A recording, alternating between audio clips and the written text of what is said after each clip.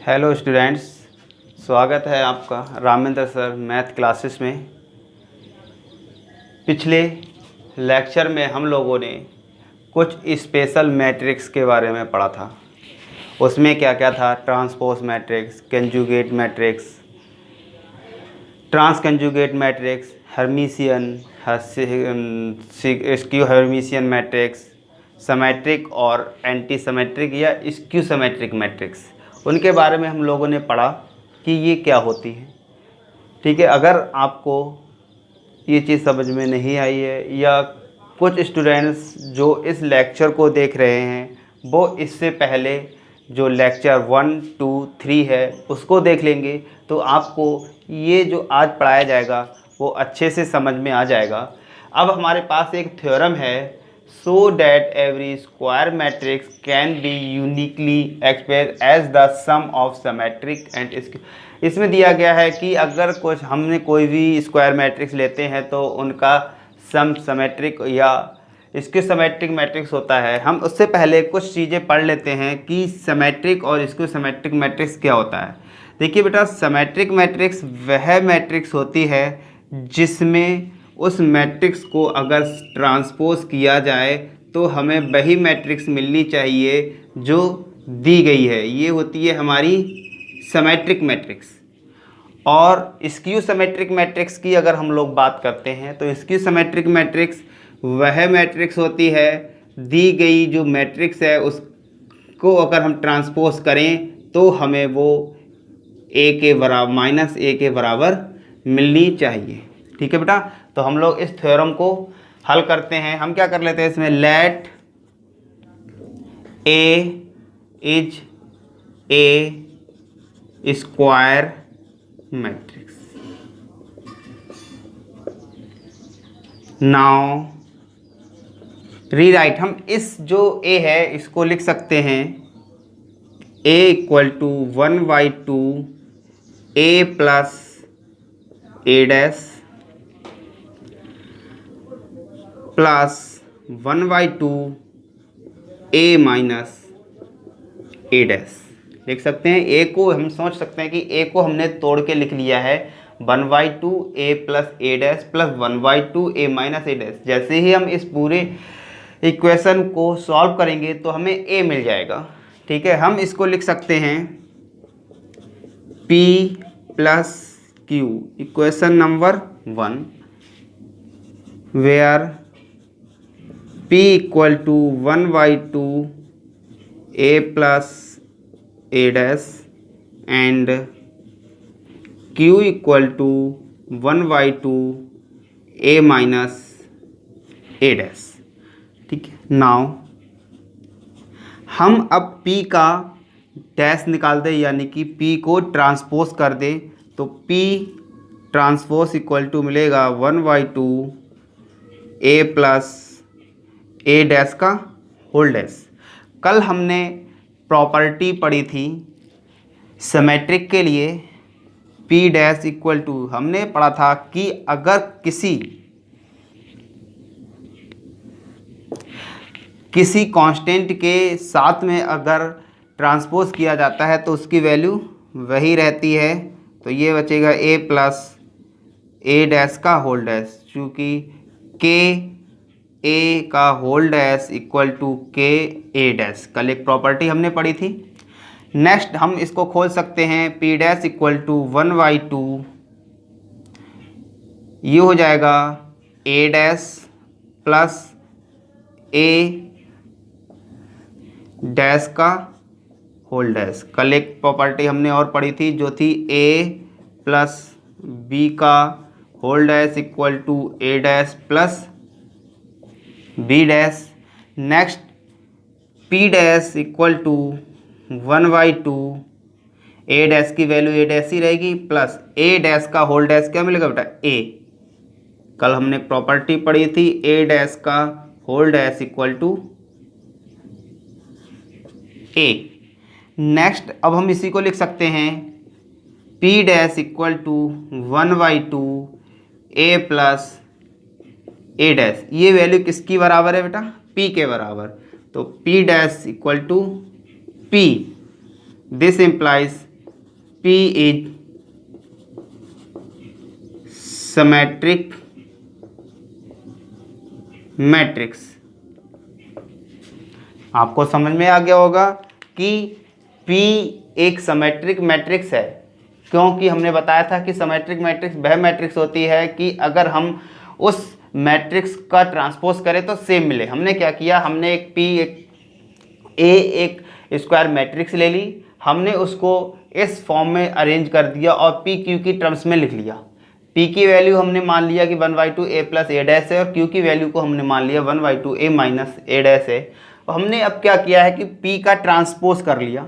जैसे हम पी का ट्रांसपोज करेंगे, इस पूरे का ट्रांसपोज हमने कल एक प्रॉपर्टी पढ़ी थी के ए का होल डैश इक्वल टू होता है के ए डैश, क्योंकि के इज ए कॉन्स्टेंट का अगर हम लोग ट्रांसपोज करते हैं तो कॉन्स्टेंट जो है वही रहता है। P dash equal to A plus B का होल डैश। लास्ट हमने एक कल प्रॉपर्टी और पढ़ी थी कि ए प्लस बी का होल डैश होता है A dash plus B dash. तो हमने इसको हल कर लिया और हमने देखा कि जो मैट्रिक्स हमने ली थी वही हमें मैट्रिक्स दोबारा मिल गई है। तो जो दिया गया फंक्शन है वो क्या है, एक सिमेट्रिक मैट्रिक्स है। नेक्स्ट बेटा, हमारे पास जो Q की वैल्यू थी उसका ट्रांसपोज करते हैं। नाउ इसके नेक्स्ट नीचे का है, now Q dash equal to 1/2 a minus a dash का होल डैश, क्योंकि Q हमारे पास ये वैल्यू थी, हम जब इसका ट्रांसपोज करेंगे तो इस पूरी वैल्यू का ट्रांसपोज होगा। तो Q dash equal to same वही प्रॉपर्टी लग जाएंगी जो लास्ट टर्म में हमने लगाई थी, होल डैश का होल डैश। तो ये मिलेगा हमें Q dash equal to 1/2 a dash minus a dash का whole dash. Q dash equal to 1/2 a dash minus a dash का whole dash equal to a। Next देखिए, हम लोग इसमें क्या है, a कॉमन ले लें तो ये मिलेगा Q डैश, सॉरी a नहीं माइनस कॉमन ले लें तो माइनस का 1/2 a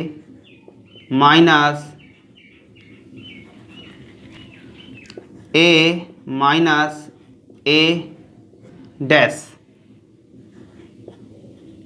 ठीक, ये हो जाएगा Q dash equal to minus, ये पूरी वैल्यू हम लोग देख रहे हैं Q के बराबर है, तो ये हो जाएगा Q।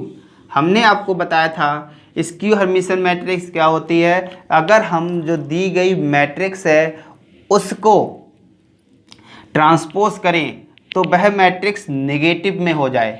ठीक है, तो this implies Q is skew symmetric matrix, hence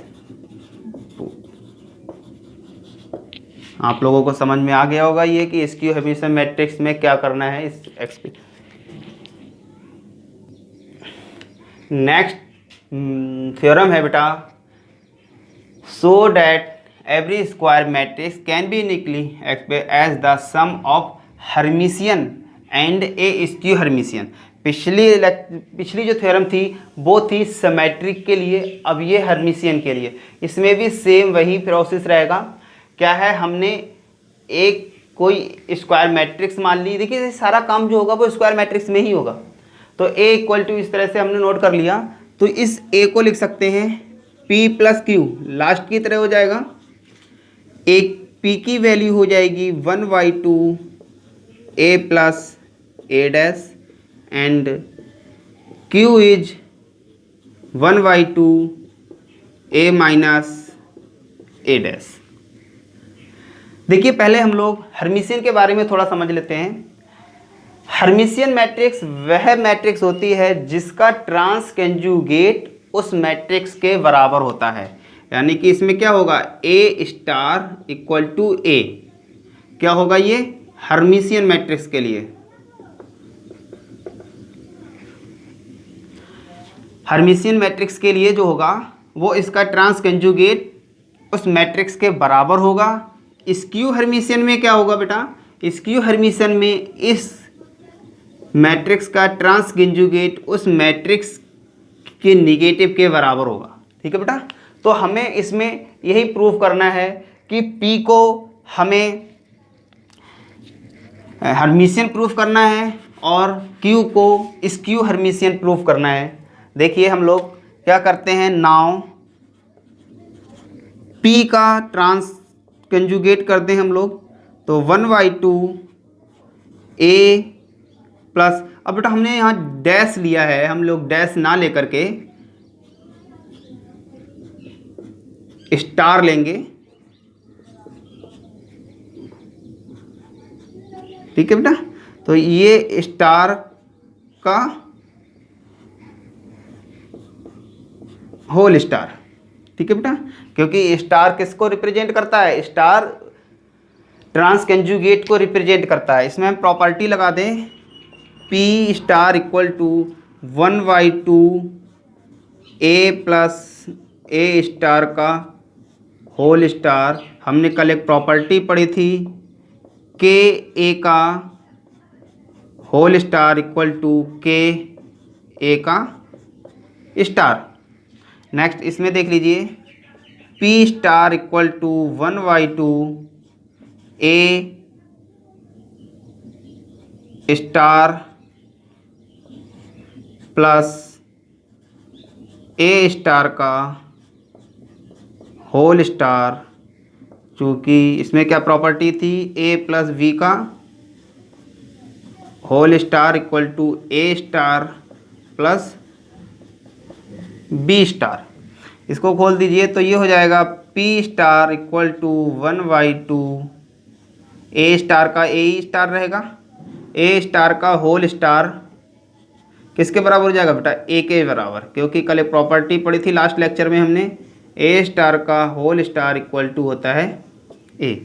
next इसको मैं P स्टार इक्वल टू क्या हो जाएगा बेटा, ये 1/2 A plus A star arrange कर लिया मैंने, तो ये P स्टार इक्वल टू मुझे मिलेगा P के बराबर। ठीक है बेटा, क्योंकि ये हमने P बराबर क्या माना है, 1/2 A प्लस A स्टार। तो this implies P is Hermitian matrix.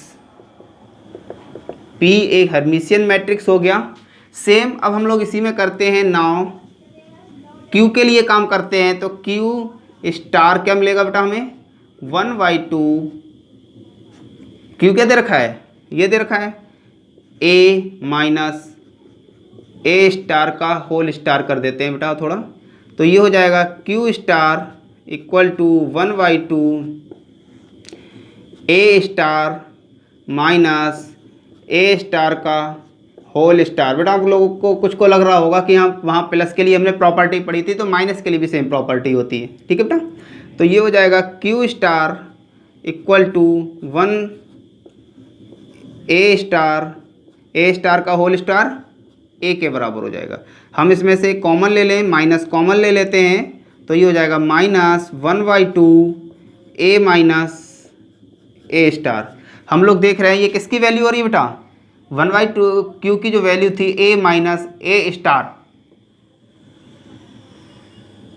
A 1 minus 1/2 A minus A star, तो Q star equal to minus Q के। हमने प्रॉपर्टी आपको बताई थी कि अगर हम किसी मैट्रिक्स का ट्रांसकंजुगेट करें तो वह उस मैट्रिक्स के नेगेटिव साइन के बराबर होगा। तो this implies Q is skew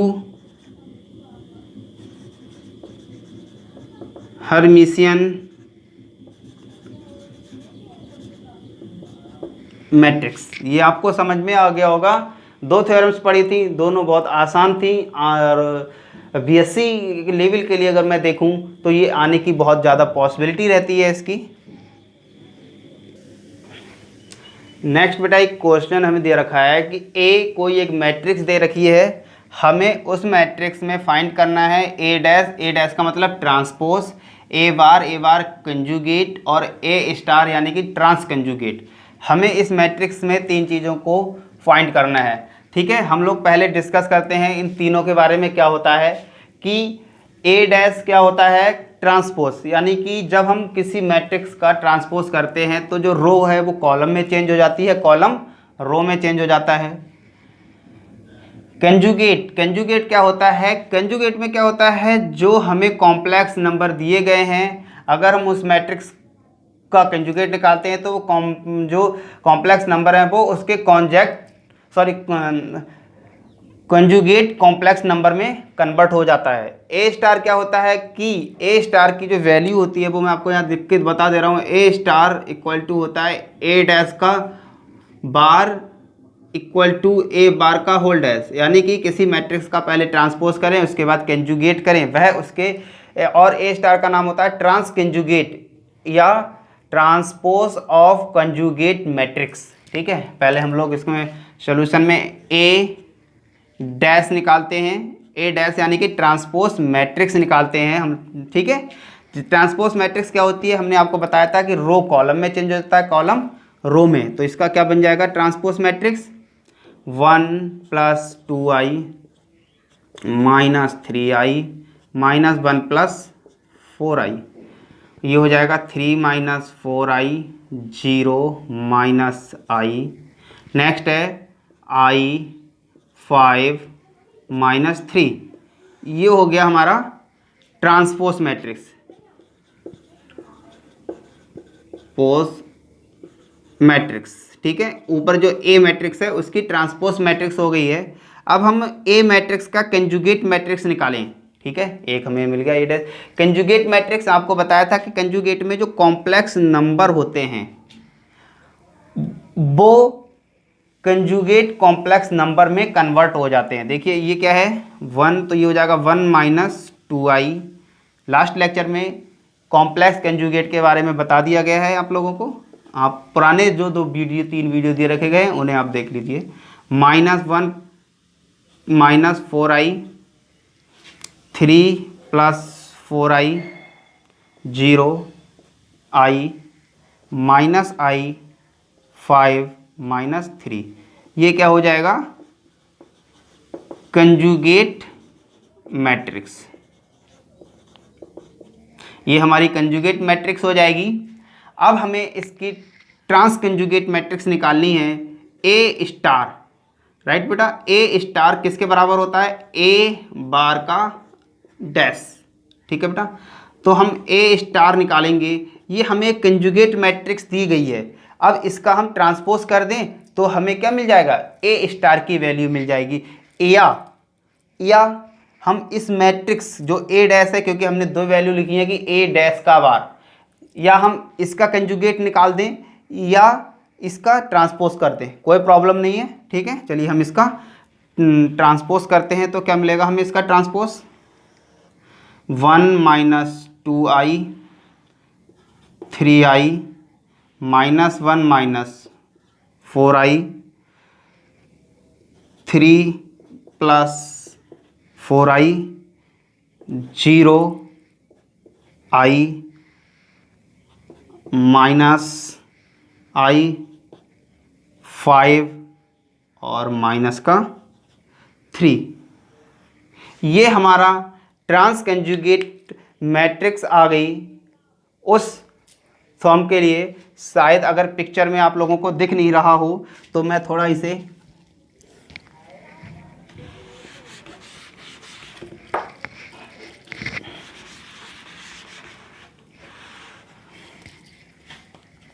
क्या हो जाएगा, ए स्टार इक्वल टू इसका transpose 1 - 2i 3i -1 - 4i 3 + 4i 0 i -i 5 -3। ठीक है बेटा, ये क्या हो जाएगा ट्रांस कंजुगेट मैट्रिक्स।